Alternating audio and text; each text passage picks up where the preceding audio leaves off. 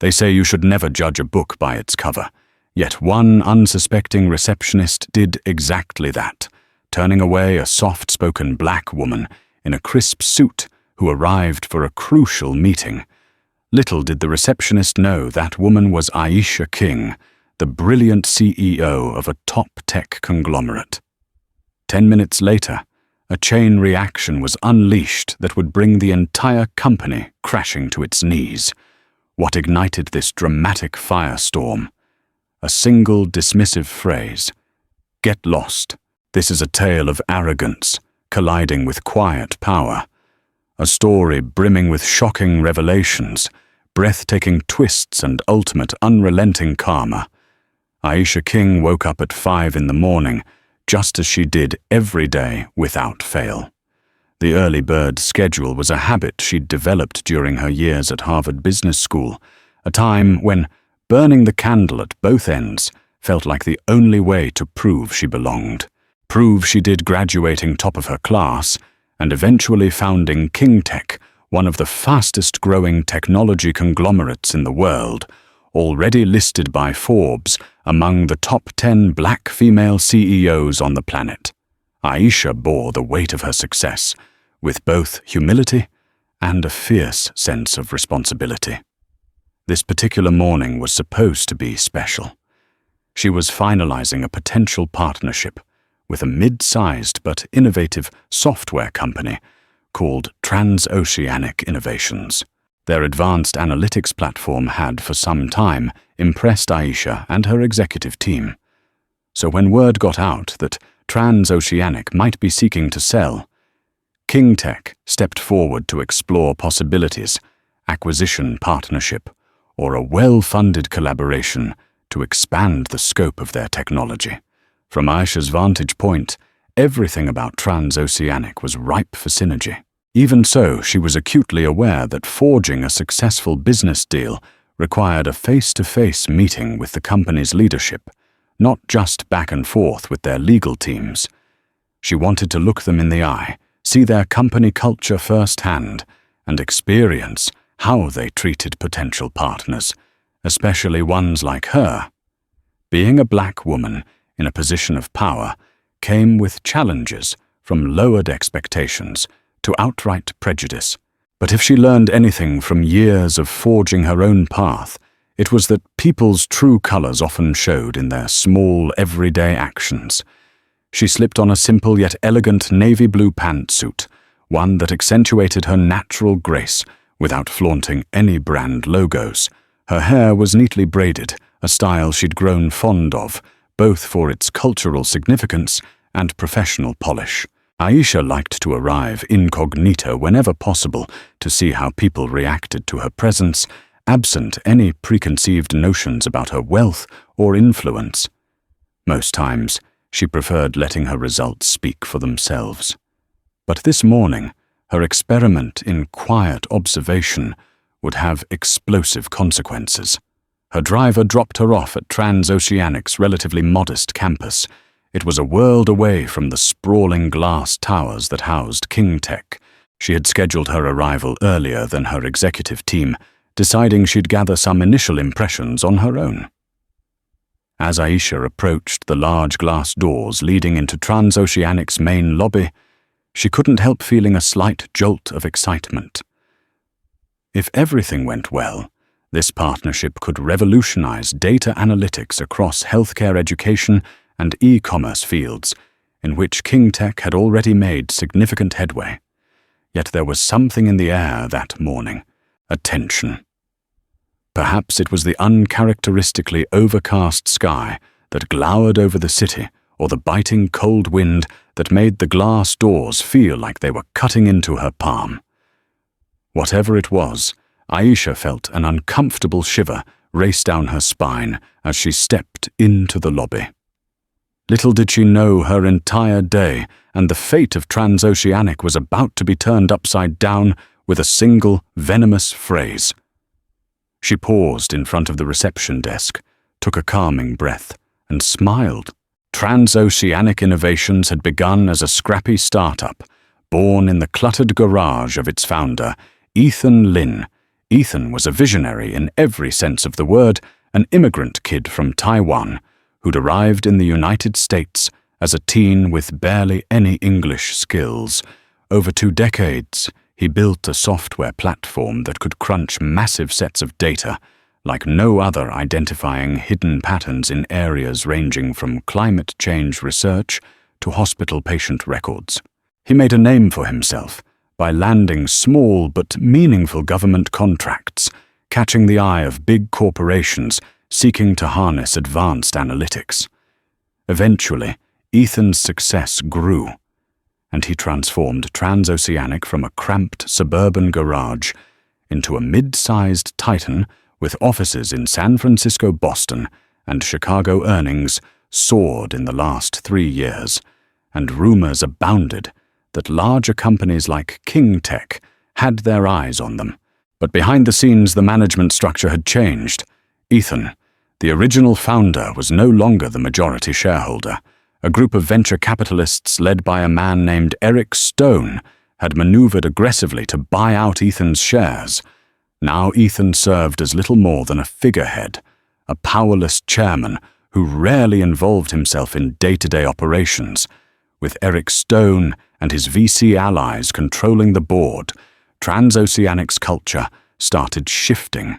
Where Ethan had prized innovation and open collaboration, Eric valued cost-cutting and rapid scaling. The company's new mission statement hammered on profit maximization and dominating the analytics sector, overshadowing Ethan's once nurturing environment. Morale among the original staff dipped. Still, for a time, the changes produced higher stock valuations. The employees who stayed learned to adapt in the reception area. Especially, a rigorous gatekeeping culture developed. Personnel were instructed to weed out time wasters, riffraff, and so-called irrelevant visitors as swiftly as possible. Middle management hammered the point home. We're busy. If they don't have a scheduled appointment or a recognized face, they're not worth the company's time. Reception staff, under constant pressure to prove their efficiency, adopted an aggressive stance toward walk-ins, even if they had legitimate reasons to be there. Aisha's scheduled meeting had gone through official channels, so her name was indeed on the appointment calendar. Yet, ironically, a glitch in the internal system had not properly flagged her arrival time.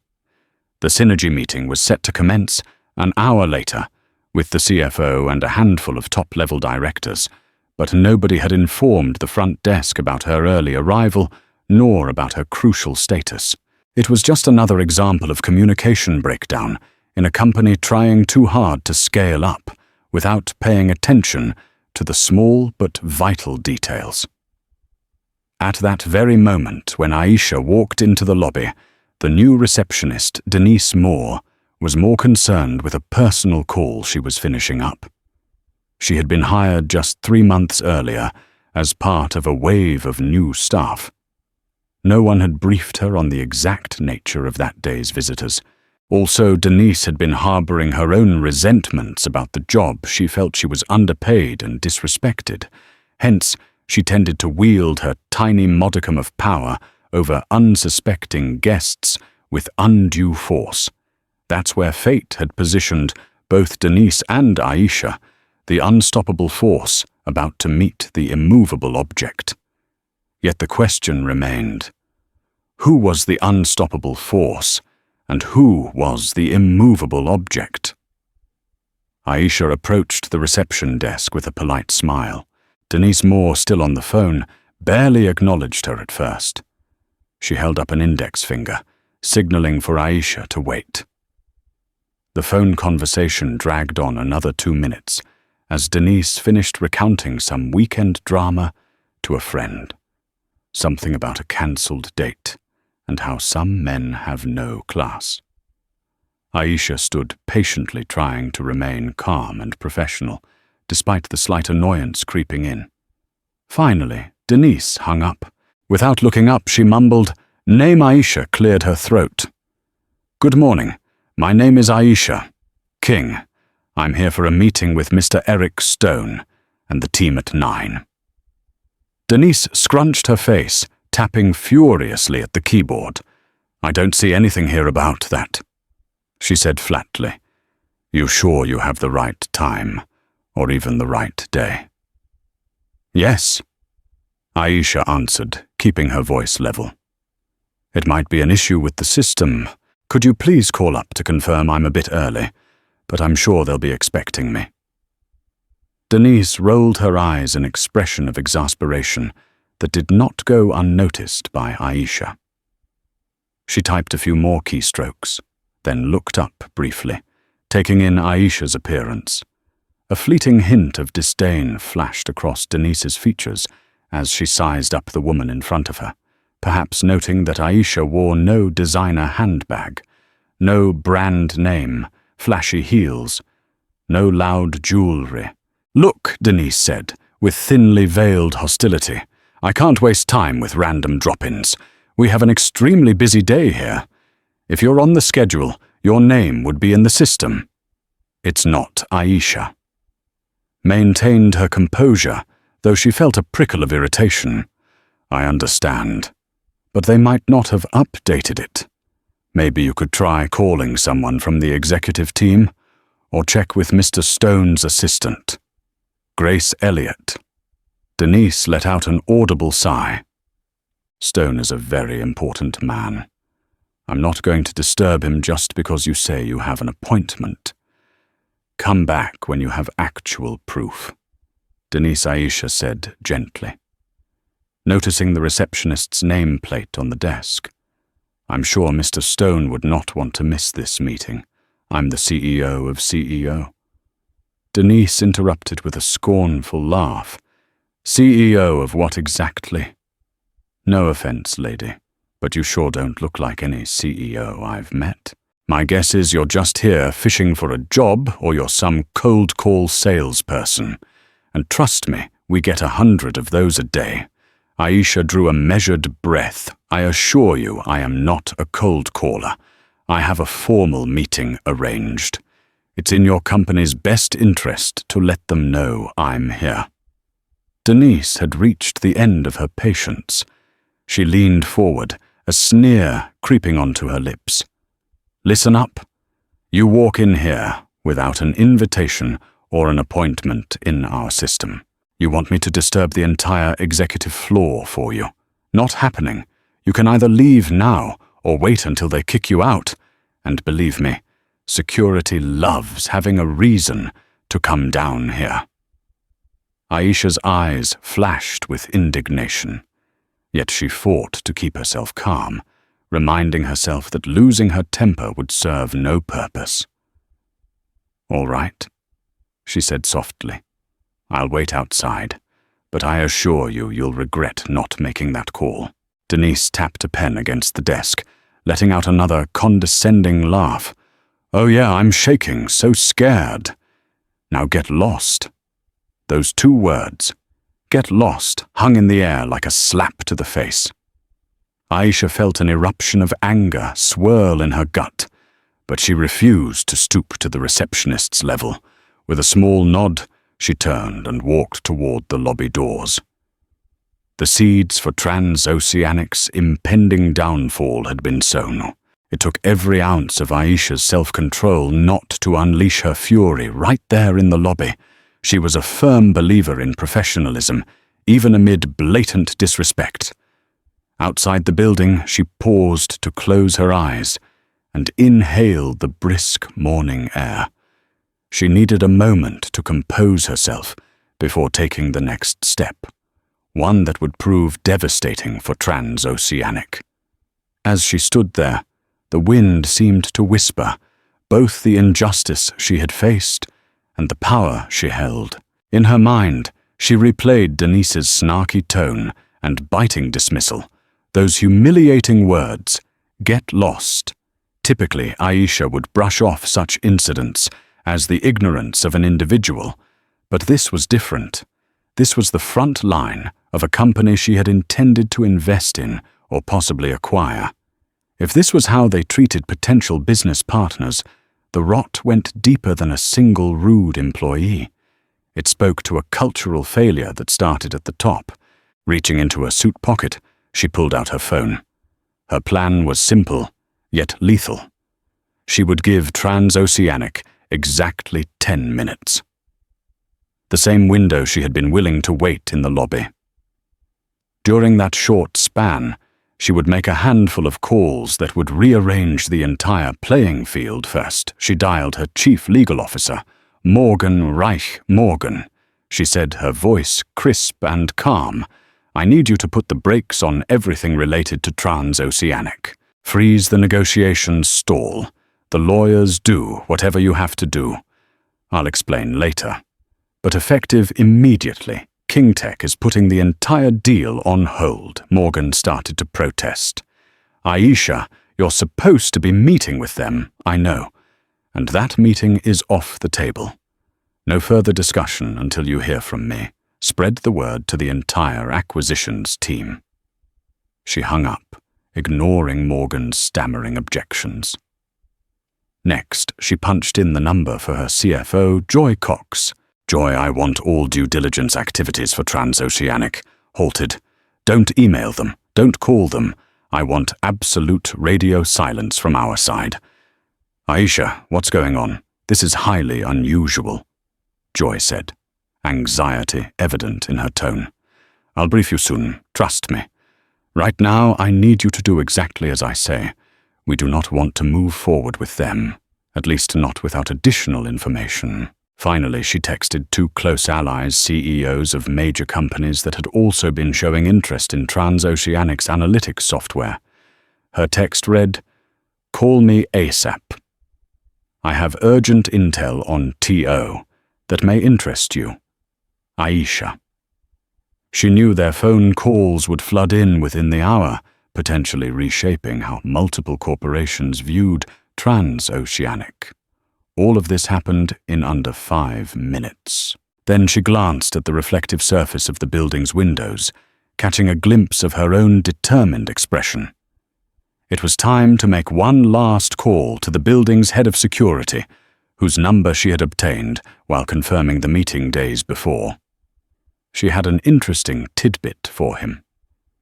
"Mr. Alvarez," she said, when the line connected. "This is Aisha King from King Tech. I'm here at your front entrance. No, I'm not inside. Your receptionist refused to let me in. Yes, I know it's surprising. Could you do me a small favor? I'd like you to note that I am indeed on the schedule for this morning, and if possible, send a message up to Eric Stone's executive assistant that I will not be attending today's meeting."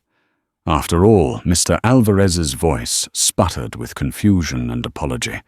"Miss King, I had no idea. I'm so sorry. Let me escort you up myself." "Thank you, but that won't be necessary," Aisha replied, casting a last steely glance at the front desk inside Transoceanic. "Just saved me from wasting a lot of time. But I strongly recommend your executives take a close look at how your front desk handles visitors. Have a good day, Mr. Alvarez." By the time she ended the call, precisely 10 minutes had elapsed since she first walked into the building. 10 minutes enough to alter the fate of an entire company. Inside the lobby, Denise Moore had returned to her phone call, rolling her eyes as she recounted to her friend how she'd just put some stuck-up woman in her place. She had no clue that the woman she'd dismissed would within hours topple the carefully curated house of cards that was Transoceanic Innovations. Before diving headlong into the chaotic aftermath, it's important to understand what fueled Aisha King's steadfast resolve and unwavering sense of justice. She wasn't born into wealth. Far from it, raised in the heart of Detroit, she grew up in a neighborhood ravaged by economic downturns. Her father worked 2 shifts at a local factory, while her mother juggled a part-time job at a grocery store and a night shift at a call center. From an early age, Aisha displayed a curious mind and an insatiable appetite for problem-solving. She spent hours in the public library, devouring books on computer programming, mathematics, and even basic electronics. Whenever she hit a snag, like not knowing how to install a software, she'd figure it out through relentless trial and error. While other kids in her block were out playing, she tinkered with second-hand computers donated by a local church. Her academic prowess eventually caught the attention of a high school teacher, Mr. Browning, who recognized her brilliance. He encouraged her to apply to summer programs for gifted students, and she won a scholarship to a technology camp. There, her life changed forever. She realized the realm of possibilities that lay beyond her Detroit neighborhood. She poured her soul into every class, project, and coding assignment, soon surpassing even the advanced-level tasks. Despite her mother's health struggles and her father's mounting bills, Aisha pushed forward. She graduated as valedictorian of her high school. She went on to attend a top university, Harvard, where she secured multiple scholarships and grants. Life at Harvard was not easy. She encountered veiled racism, microaggressions, and outright disbelief that a black girl from Detroit could handle the intense rigor. Instead of succumbing to the pressure, she harnessed it. Post-graduation, Aisha landed a consulting job at McKinsey & Company. She excelled there, swiftly gaining recognition for her keen ability to analyze business processes. Yet she found that working for someone else often limited her capacity to do meaningful change.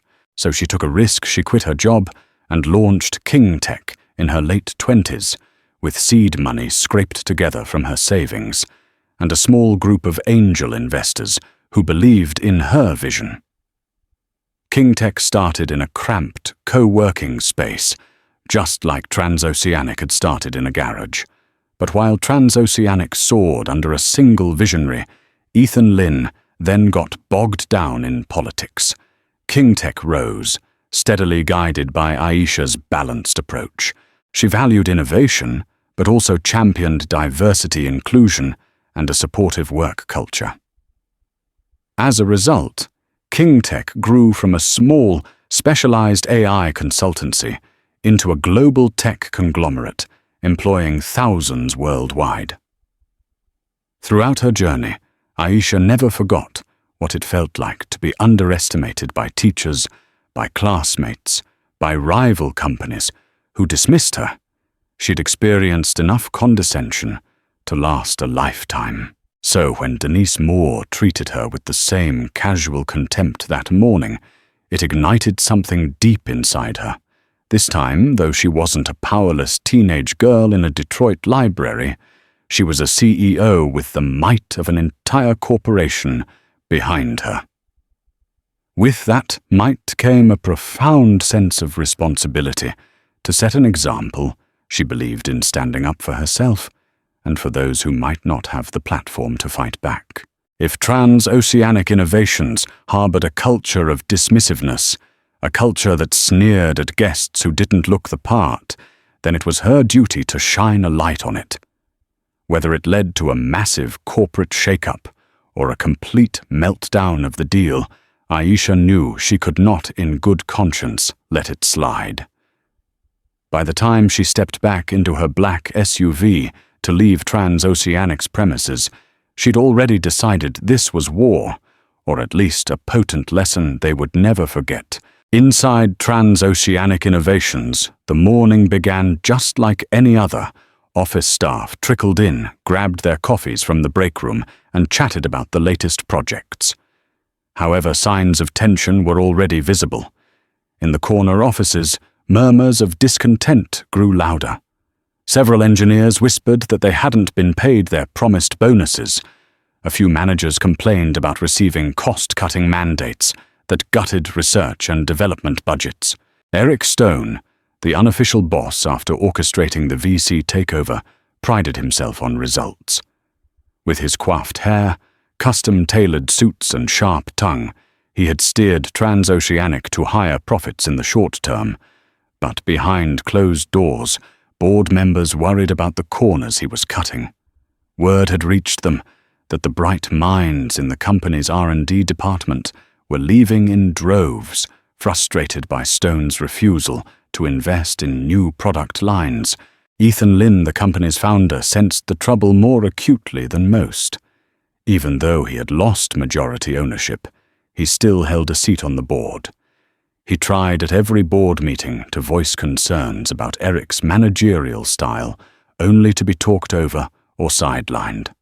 That morning, Ethan arrived early, as was his habit. He had an uneasy feeling.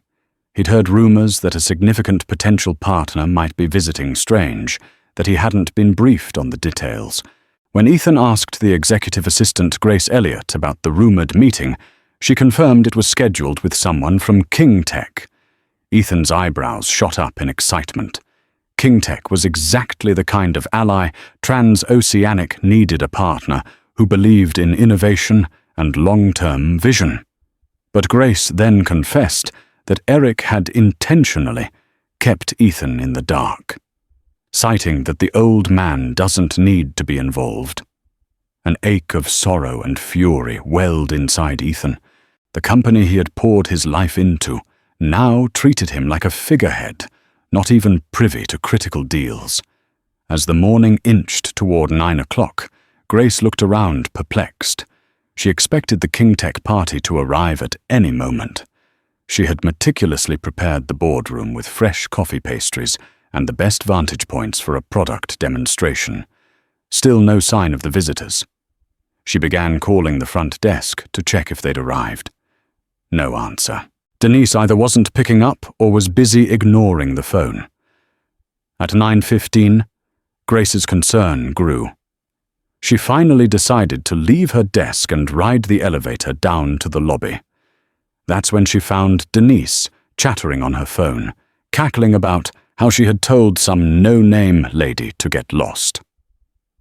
The moment Grace caught the words, King Tech and CEO, her heart nearly stopped. She rushed over, prodding Denise to end the call. Denise did Ms. King from King Tech arrive? She demanded, her voice quivering with urgency. Denise gave a lazy shrug. If you mean that pushy woman who claimed to be some big shot. Yeah, she was here. I told her to come back later, with proof, or just leave. She was probably a fraud. Grace paled. Oh my God, you have no idea what you've done. That was the Aisha King, the CEO of King Tech. We had a 9 o'clock meeting. Where is she now? Denise pointed to the doors. She left. Not my problem. Grace felt her throat tighten. In a panic, she sprinted back upstairs, nearly colliding with Ethan. Lynn, what's wrong? He asked, scanning her pale face. She was here. Grace panted. Aisha, King was here, and Denise kicked her out. Ethan's eyes widened in disbelief. She kicked her out, he repeated, as if struggling to process the words. Yes, Grace affirmed. And now Ms. King is gone. We might have lost the biggest deal in Transoceanic's history. Ethan closed his eyes, letting out a shaky breath. He knew then and there that the consequences would be dire. King Tech was not just any prospective partner. It was a powerhouse in the tech industry. If they decided to withdraw support, Transoceanic could face a financial tailspin, given how Eric Stone had leveraged so much of the company's future on this potential partnership. Meanwhile, Eric Stone was blissfully unaware of the unfolding catastrophe. He was in his office barking orders at a junior analyst. He had no idea that the moment Miss King had left the building, the clock had started ticking on Transoceanic's downfall, and the unstoppable wave of repercussions would soon wash over them all. Back in her SUV, Aisha phoned her driver Marcus, who swiftly pulled away from Transoceanic's main entrance. She stared out the tinted window, her mind a whirl. Though she had effectively halted the partnership, she couldn't shake an inkling of regret for Ethan Lynn, whose story she'd once found inspirational. She had read about him in Bloomberg, the immigrant founder who had built a powerful analytics platform from scratch. But the moment Denise told her to get lost, it became painfully evident that the transoceanic of Ethan's dreams was gone. She arrived at a nearby cafe where she'd agreed to meet her own executive team. By now they were all receiving the rapid-fire updates from the CFO and legal counsel. Everyone was confused, worried even. As Aisha stepped inside, she spotted them, huddled around a large table, whispering in hushed tones. The second they saw her, they abruptly went silent. "Aisha, what happened?" asked Joy Cox, her CFO concern etched into her features. "We got your message to halt all negotiations. Did something go wrong with the due diligence?" Aisha sank into a chair, placing both hands flat on the table. She took a moment to gather her thoughts before replying. "Something did go wrong, just not in the way we expected." The receptionist greeted me with outright disrespect. "Told me to get lost." Her voice trembled slightly, though she fought to keep it steady. If that's how they handle business, partners, imagine what else is rotting inside that company. We're suspending everything until we have clarity. Her words hung in the air, tension thick as storm clouds. Morgan Reich, the chief legal officer, cleared his throat. "Well, that's inexcusable. But do we really want to forfeit a potentially strategic acquisition just because of one employee's bad attitude?" Aisha's gaze sharpened. She respected Morgan's pragmatism, but he often failed to see the bigger cultural picture. "It's not just one employee," she said, her voice firm. "When I asked the receptionist to confirm my appointment with Eric Stone, or his assistant, she flat out refused. She threatened me with security." That's not a one-off.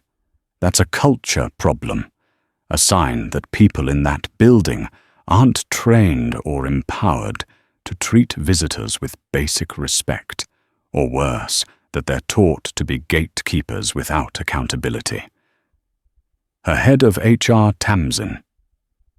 Willis chimed in. "Aisha has a point. The front desk is the face of any company. If you see a glaring flaw right there, it usually means there are bigger systemic issues." "Exactly." Aisha nodded, feeling a wave of relief that someone grasped her perspective. "I want a deeper investigation." Morgan Joy Tamsin, dig into Transoceanic's financials, especially the more recent quarters. Interview any employees we can find who might be willing to talk. Let's see if the stench runs deeper than a rude receptionist. While her team scrambled to reorganize their strategy, Aisha received a string of incoming calls. The first was from David Choi, a fellow tech CEO, who had also been courting Transoceanic Aisha. "Your text seemed urgent." "What's the deal?" She explained in measured detail what had happened that morning. David let out a low whistle. "Wow," he said. "That's shocking. I was actually going to schedule a site visit next week. Might hold off on that now." "That's your call," Aisha replied, "but I'd be cautious. I don't want to see you sink millions into a culture that's broken." A second call came from Megan Albright, CEO of an industrial analytics firm on the East Coast. She, too, had been in the early stages of discussing a partnership with Transoceanic. After hearing Aisha's story, Megan vowed to freeze negotiations until she could verify the company's integrity. In less than an hour, the ripple effect of Aisha's calls spread throughout the tech and investment community. Venture capitalists who once saw Transoceanic as a hot prospect now felt anxious. Analysts caught wind of cultural concerns, which inevitably sent small shocks through financial circles. By noon, Transoceanic's stock, though not publicly traded, it had private valuations. In secondary markets had begun to waver. The rolling thunder had begun, all from a single spark, lit by a receptionist's ill-chosen words. Eric Stone was in the middle of a meeting with the board of directors when the storm hit. He lounged at the head of the conference table, exuding confidence in a pinstripe suit that probably cost more than some employees' monthly salaries. The board was divided between those who had been loyal to Ethan Lynn and those who had cast their lot with Eric. The official agenda was to finalize the approach for their negotiations with King Tech. "We should push for a majority share of the joint venture," Eric declared, tapping his gold pen on a glossy report. "King Tech might be bigger, but we have the better product, right?" Then Grace Elliott burst through the door wide-eyed and breathless, heads swiveled toward her, and Eric scowled. "Grace, we're in the middle of—" She cut him off, "Sir King Tech. Miss King. She was here this morning, and she left." The receptionist wouldn't let her in. A wave of confusion rippled across the board members' faces. "What do you mean?" Left demanded one of the directors. "Josephine Carter. Wasn't the meeting at 9? "Yes, it was," Grace confirmed, shooting an accusatory glare at Eric. "But she came early. Our receptionist, Denise, refused to let Miss King through, essentially told her to get lost. Now Miss King has cancelled everything." What Eric's face went slack. He prided himself on being unflappable, but this news rocked him. "Why didn't you tell me immediately? I tried calling your office," Grace explained, frustration coloring her tone. "You had it on Do Not Disturb. And by the time I got down there, Ms. King was gone." Ethan Lynn, who had been silently observing from his seat, let out a resigned sigh. "I warned you," he said quietly, "that the culture you're building—" "This isn't about culture," Eric snapped, trying to regain control of the situation. "This is about a receptionist messing up." Josephine Carter's phone buzzed. She glanced at the screen, her eyes widening. "I just got a text from one of our investors," she said. "They're pulling out of the next funding round. They said they heard from King Tech about a gross lack of professionalism at Transoceanic. They want to see how this plays out before committing more capital." A hush fell over the room. Eric Stone's composure cracked under the weight of the revelation. He opened his laptop and fired off an angry email to HR, demanding immediate action regarding the receptionist. Then he directed his rage at Grace. "Find Miss King," he hissed. "Get her back here. Apologize, beg if you have to." Grace shook her head in disbelief. "Sir, I don't think it's that simple. She's not just angry. She's turned on a red light for the entire industry to see companies are already calling, asking if there's a meltdown going on here." "This is insane," Eric muttered, all because some front desk nobody spouted off Ethan couldn't hold back. "It's not all because of Denise. It's because of how you run things. We created a climate of arrogance and gatekeeping. Now we're reaping the consequences." The board members looked at each other uneasily. Some recognized that Ethan was right. Others feared Eric's wrath. Meanwhile, Eric fumbled with his phone to try and reach out to Aisha personally. He wanted to salvage the deal, or at least keep it from vaporizing. Every call went straight to voicemail. He typed out text messages full of apologies and pleas. No response. A heaviness settled over the boardroom, a grim realization that the damage might be irreversible. In the span of just a few hours, Transoceanic went from a company on the verge of a lucrative partnership to one teetering on the brink of reputational collapse. Across the building, tensions soared. Middle managers whispered about possible layoffs, staff worried about losing their jobs, and the rumor mill churned furiously. People at the lower rungs, especially the older employees who remembered Ethan Lynn's days, felt a wave of righteous anger. They'd seen how the new regime carried themselves with arrogance, and now cosmic justice seemed imminent. Yet the question lingered. Would King Tech's wrath and Aisha's unstoppable determination lead to a complete destruction of Transoceanic? Or could they salvage what was left of their tarnished reputation? News of the fiasco reached Denise Moore around lunchtime. She had just gotten back from a quick break, feeling quite pleased with herself. She laughed with a co-worker about how she'd put that random lady in her place earlier. It wasn't until she noticed the frantic energy buzzing around her that she realized something serious was amiss. Her manager, a middle-aged woman named Lillian, stormed over and snarled, "What did you do this morning?" Denise blinked, feigning innocence. "What do you mean? You refused entry to Miss Aisha King." Lillian hissed her voice, barely above a whisper. "She's the CEO of King Tech, the company we were about to sign a massive deal with. Do you have any idea what kind of damage you caused?" Denise felt her stomach drop, but she tried to brazen it out. She didn't look like a CAO, she said defensively. She didn't have any fancy clothes or ID, and she was pushy. "How was I supposed to know? That's your job," Lillian seethed. "To treat every visitor with courtesy and verify if they have a legitimate appointment. You didn't even try calling me, or Mr. Stone, or anybody. You just told her to get lost." "Did you really say that?"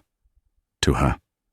Denise's eyes darted around, searching for an ally. She found none.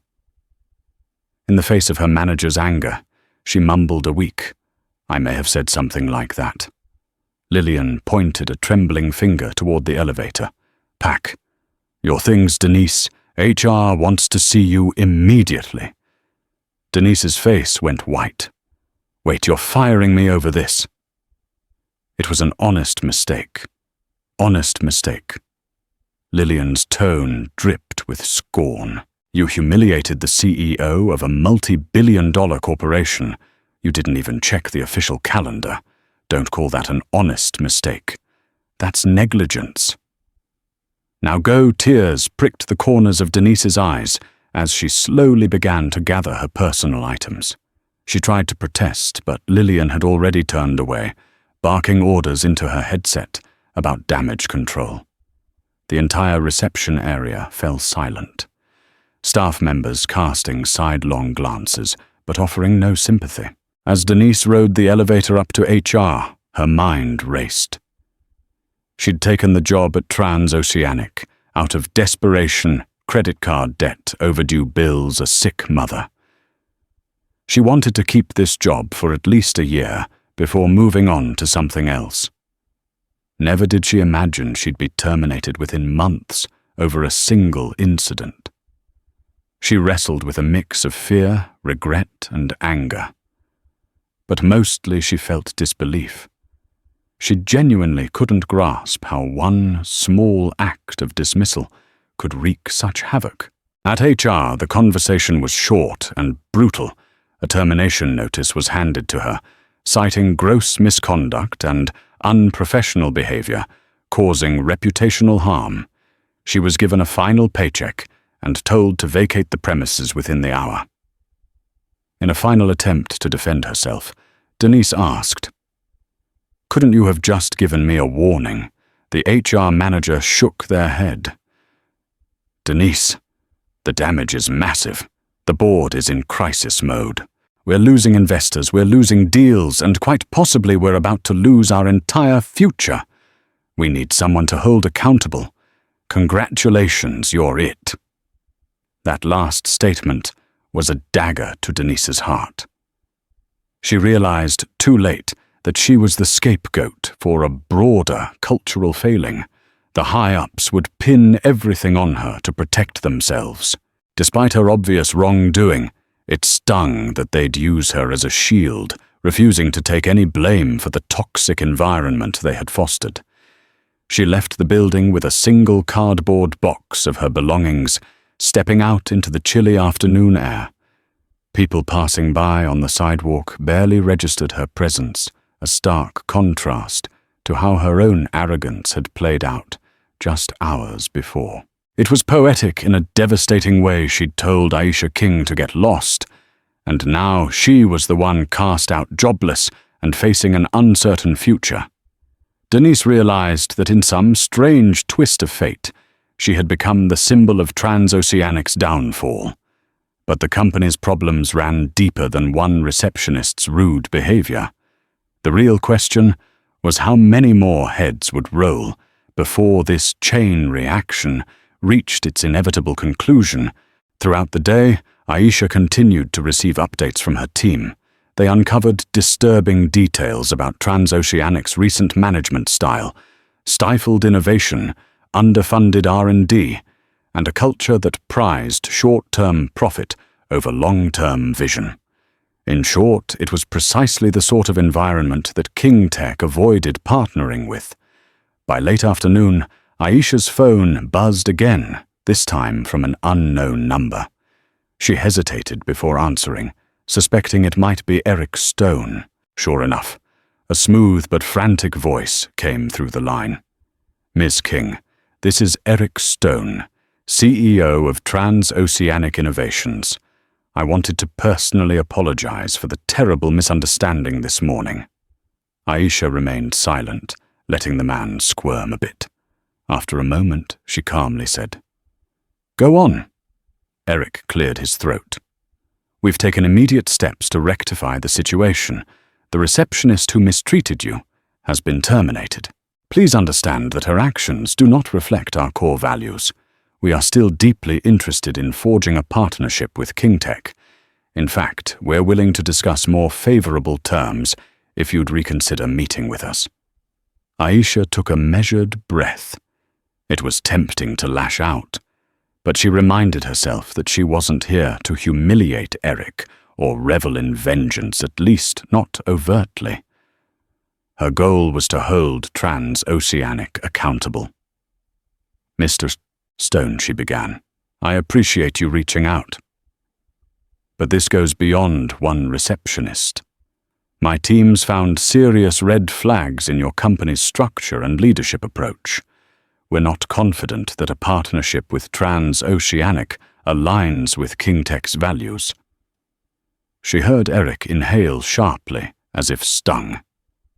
Then he tried a different tack, "Ms. King. We are prepared to address any concerns you have.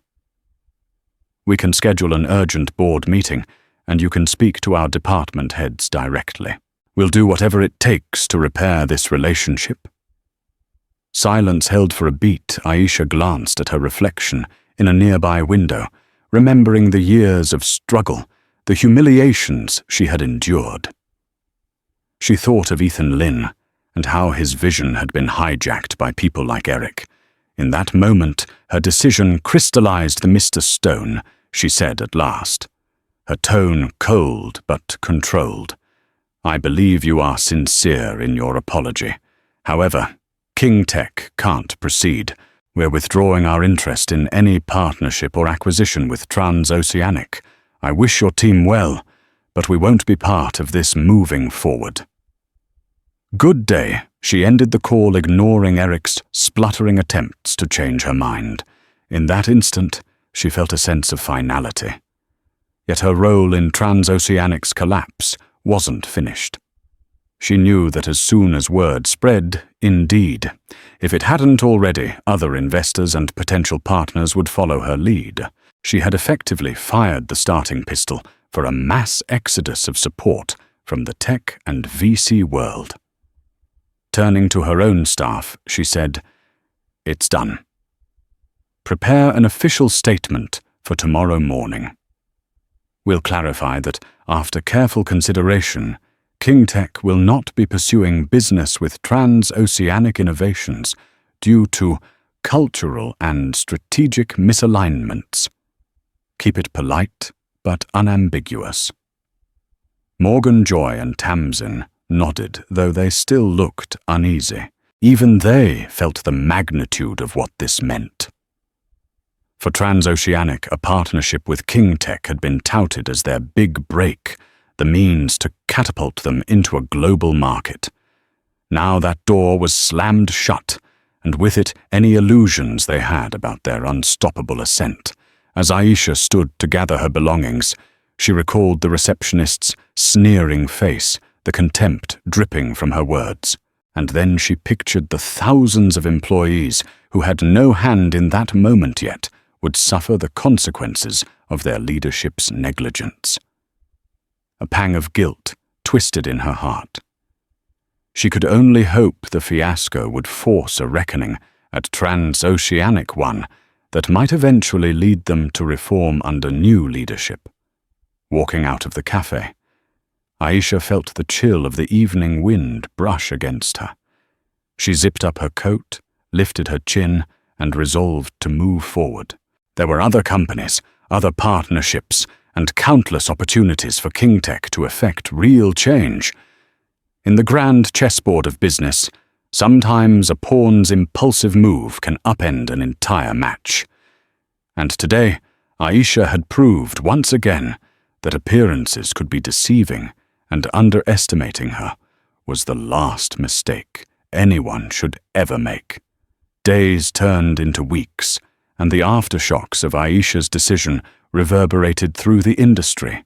Eric Stone's frenzied attempts to regain investor confidence hit one wall after another.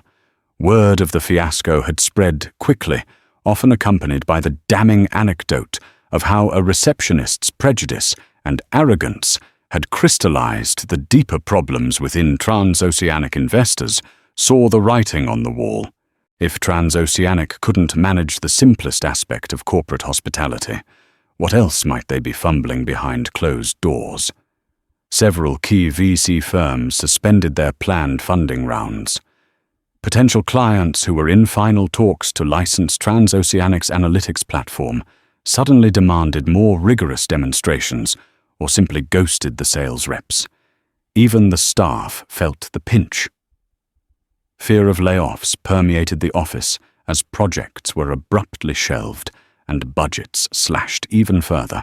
Amid this chaos, Ethan Lin tried to step forward. He spoke passionately to the board, imploring them to consider a radical shift in leadership and culture.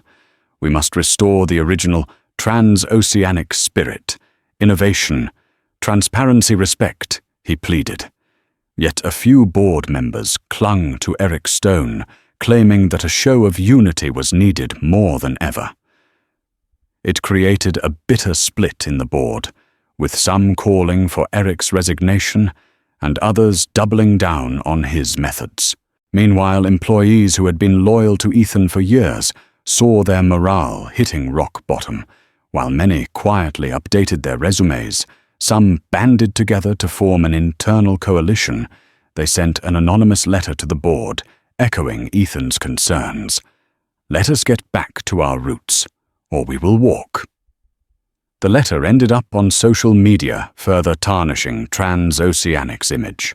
The final blow came when a major potential client, a Fortune 500 healthcare conglomerate, publicly withdrew from negotiations, citing lack of alignment on core values.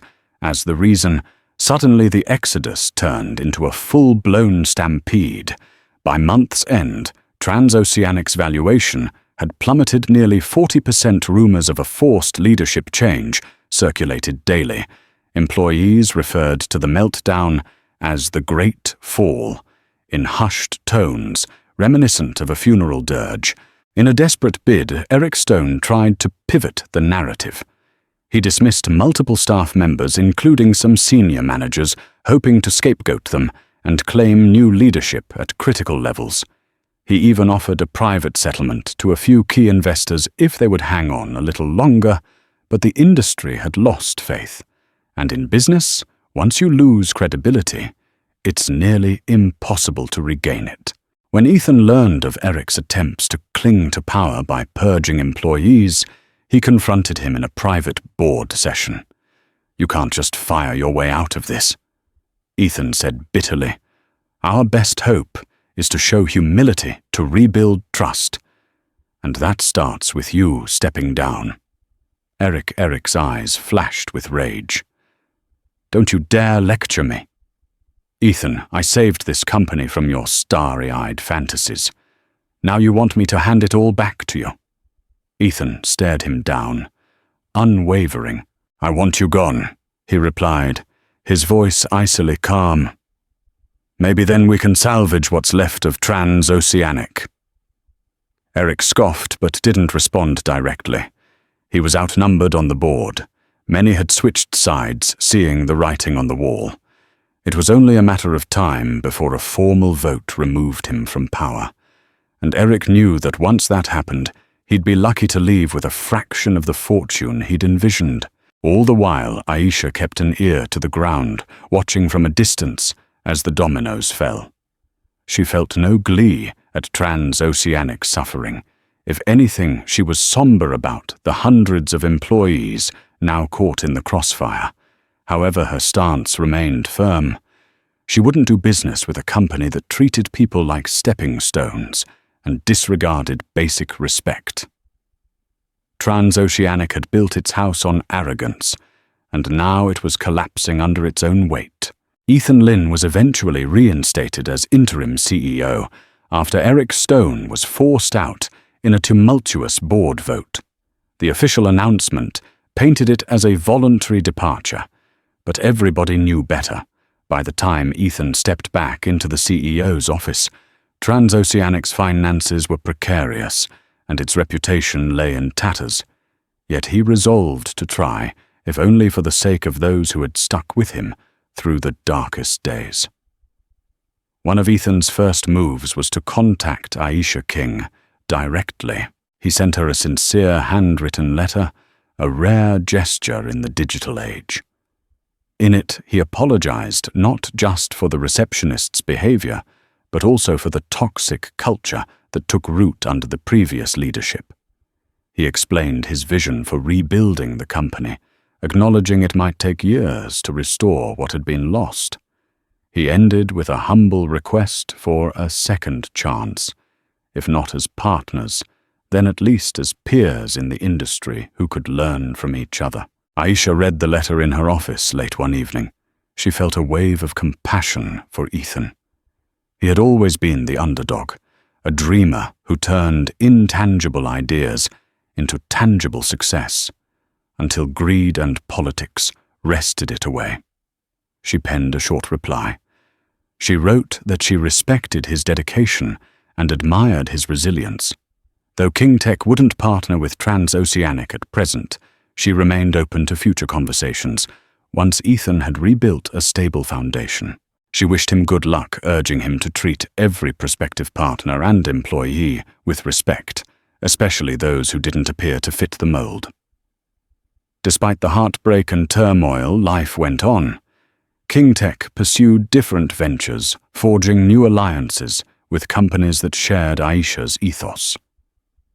Transoceanic, under Ethan's guidance, began a long process of soul-searching and cultural overhaul. They set up diversity and inclusion programs, reorganized their management tiers, and put in place strict policies for visitor relations and employee empowerment. Denise Moore, the receptionist at the center of it, all spent months struggling to find a new job. Eventually, she took a customer service position in a smaller firm. The humiliating incident served as a painful lesson. She found herself being kinder to every visitor who walked through her new company's doors, haunted by how a few fateful words had cost her a promising career and had triggered a series of events she couldn't have imagined. In the broader tech world, the incident became a cautionary tale. The King Tech Transoceanic blow-up. It was told at conferences in business schools and even on social media channels, reminding executives and frontline staff alike that arrogance and prejudice can topple even the mightiest of prospects. The story underscored the basic truth that in a connected world, reputations can rise or fall within hours, all hinging on how people choose to treat each other. As for Aisha King, she returned to her demanding schedule, continuing to break barriers. As a leading black female CEO, she never allowed success to overshadow her compassion or sense of fairness. On those days when she felt jaded by boardroom battles and corporate politics, she recalled that morning in Transoceanic's lobby, how a single moment of disrespect unlocked the door to a hidden ugliness. It reinforced her belief that dignity must be upheld at every level, from receptionists to to C-suites, from the interns to the executives, and it reminded her and the world that sometimes the most powerful statement is simply standing your ground and refusing to accept less than the respect you deserve. Transoceanic's downfall and eventual revival under Ethan Lynn stands as a stark reminder. One careless act can ripple into a company-wide catastrophe. Aisha King's calm resolve in the face of blatant disrespect underscores the importance of treating every person, regardless of appearance or assumptions, with dignity and professionalism. By refusing to accept anything less, she shone a light on deeper issues within Transoceanic that had long been ignored.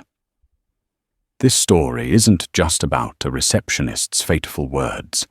It's about the power of respect, humility, and accountability in business and in life. It's a dramatic testament to how quickly reputations can crumble when arrogance takes root. If this tale resonated with you, don't hesitate to share it so others can learn from these hard-earned lessons. Like, share, and subscribe to this channel for more riveting narratives of business, triumphs, downfalls, and the indomitable spirit of those who rise above.